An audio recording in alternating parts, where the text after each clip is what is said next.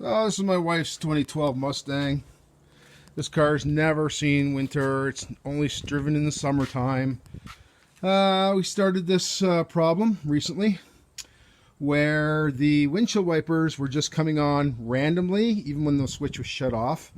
There's all kinds of things there that say that replace the switch on the column.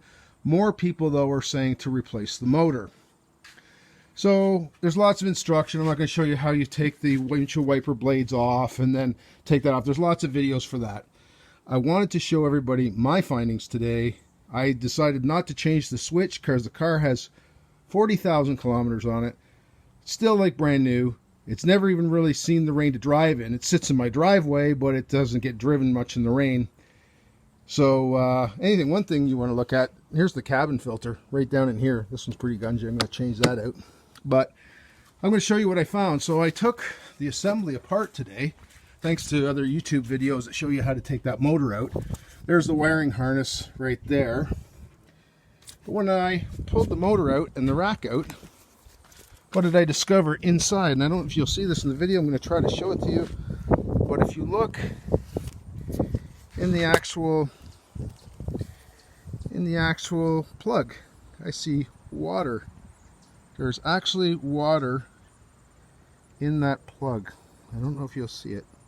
Right down in the very corner down here, there's water in the switch plug. So that, I am pretty sure, is going to be the cause of the problem. It hasn't rained here probably in about 4 days.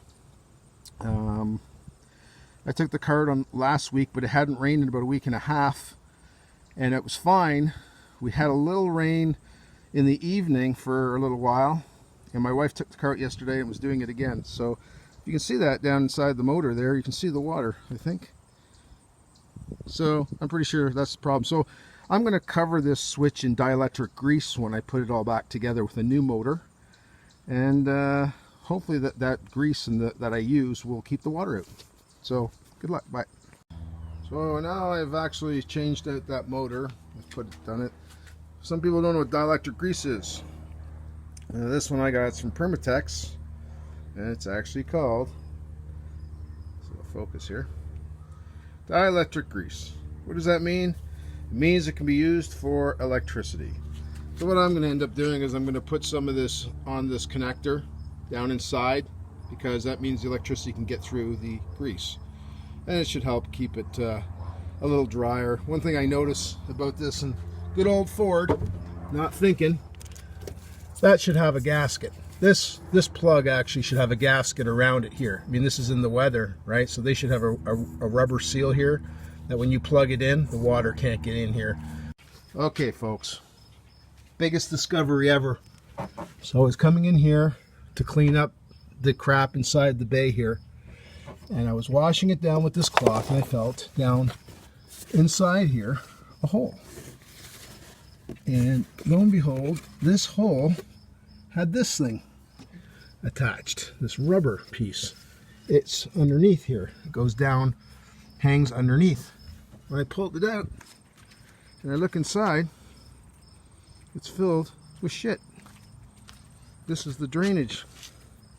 This is a drainage plug for the COWL. So it's filled with shit. So now it explains what's going on. This rubber piece of shit here gets filled up. It can't drain that whole COWL area. It fills up with water, and the water gets inside your motor. So check that. I never even knew that was there. So it's this rubber thing that looks like that. It's to the left of the master cylinder, down in there, and it's a drain that's down here in the bay. So check that, because if that's filled with shit, the water can't get out. If this fills with water, shorts your motor out. Okay, so moving along here, I went to go change the cabin filter here, right in here. When I pulled the thing out, it was wet on the bottom. So there is another drain on this side of the trough over here. When I pulled this out, it was completely filled, clogged, solid. In my case, it was pine needles, because I used to have trees on my property that we parked near, so the pine needles used to get in, but I cut them down 5 years ago, so I guess over time this is what they caused. Where you'll find that drain basically is just to the right of the cabin filter, and I can't see, but it's down in here, and basically it lines up between the battery and your intake. So if you go down the firewall straight down there, then you'll find it at the bottom inside here, and make sure it's not plugged.